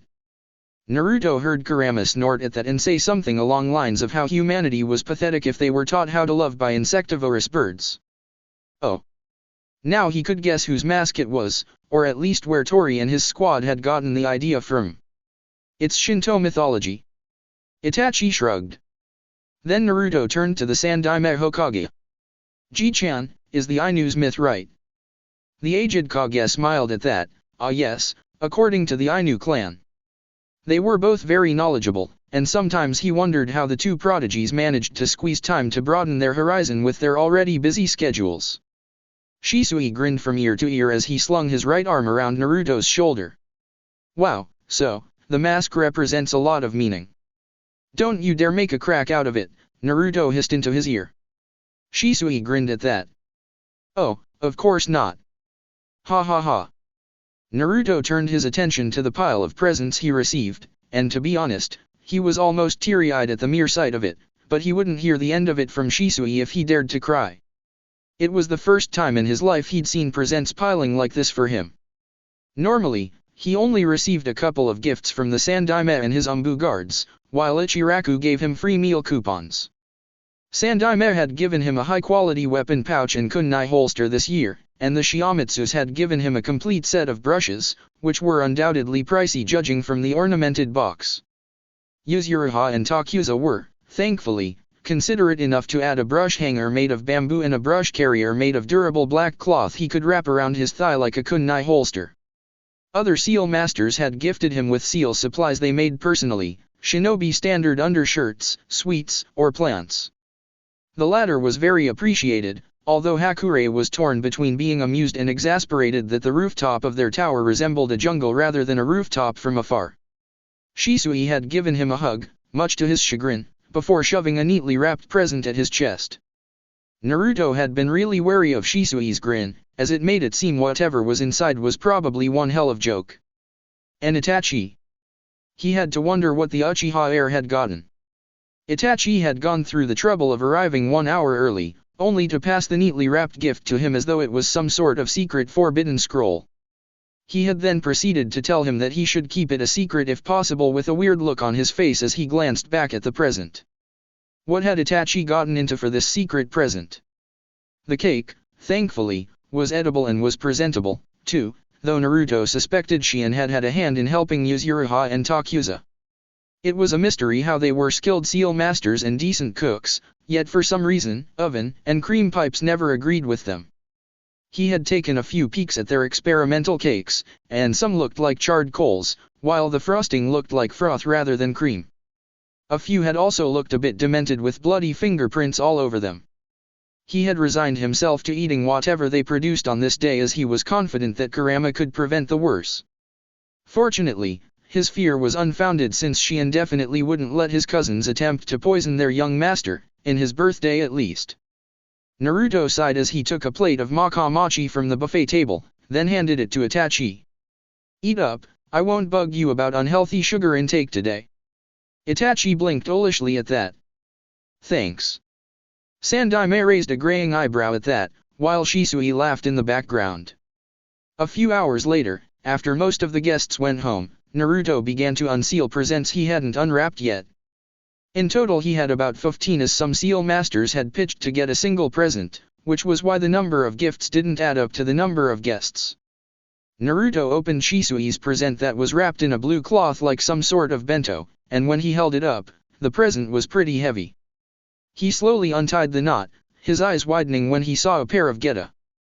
He suppressed his urge to scream Shisui's name in rage when he saw that the baka had given him a pair of tengu geta.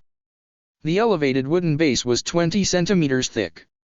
"He got you there, midget." "Shut up, Kurama. I'll grow taller than him. It's not fair to compare him with me now since he's in his growth spurt period." Kurama rolled his eyes. In case you forgot, he's 6 years older than you." "Humph." Naruto vowed that he would raise hell on Shisui the next time they sparred. So he moved on to the next present, which was from Itachi, and the one he was most curious about. It was wrapped in a simple neat red wrapping paper with a card attached to it.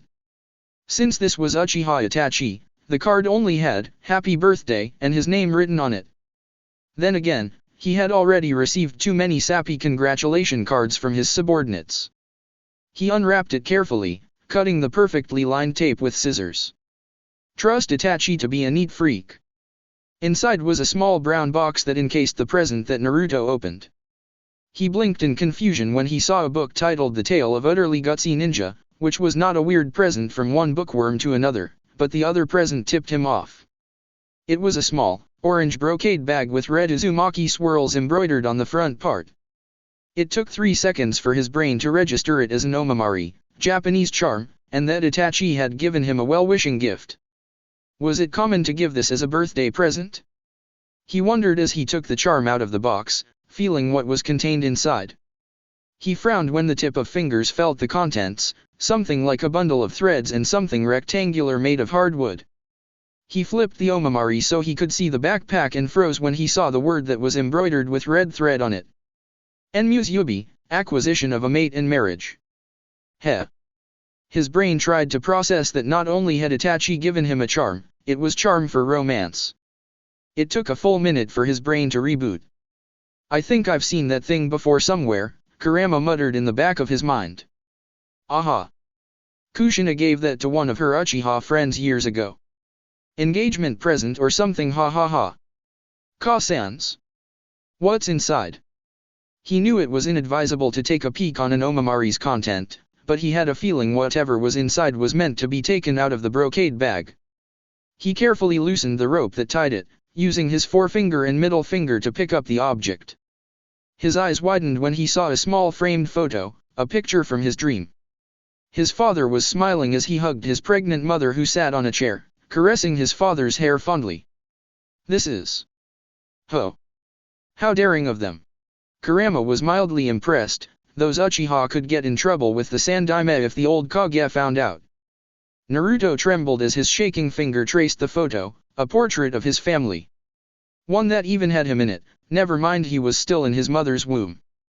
The small part of his mind that still held childish mischievousness added that Kurama counted as being in photo as well.